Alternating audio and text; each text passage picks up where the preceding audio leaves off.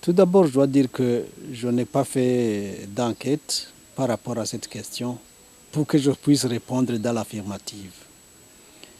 Bon, selon les règlements dans les organisations, normalement, lorsque on postule à un emploi ou lorsqu'on intègre les corps de défense ou de sécurité, je crois que partout, il y a une clause qui dit qu'on est prêt à servir sur toute l'étendue du territoire.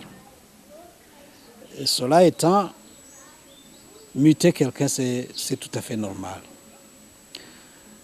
Alors, si je dois m'exprimer par rapport à la question que vous posez, je dirais que si jamais ces mutations se font de façon abusive envers certaines catégories de gens, à ce moment-là, c'est quand même à décourager.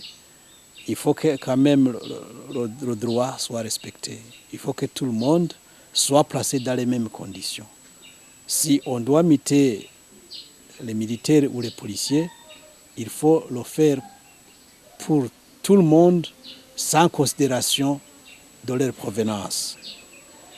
Et si je devrais, peut-être, comme vous avez mentionné les accords d'Arusha, on doit quand même avouer que proportionnellement, les ex-FAB, donc les anciens gendarmes et les anciens militaires, proportionnellement aux autres mouvements, aux autres éléments qui sont issus des partis et mouvements politiques armés, je crois que proportionnellement, les ex-FAB sont supérieurs en nombre par rapport à chaque mouvement ou parti pris isolément.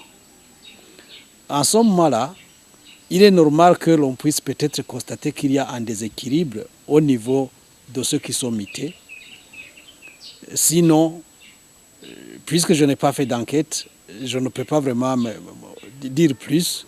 Tout ce que je peux dire, c'est que si jamais on le fait de façon abusive plutôt, à l'endroit des ex-FAB, eh bien, que l'on considère la façon de faire, la façon d'agir, la façon de gérer les mutations dans ces corps-là.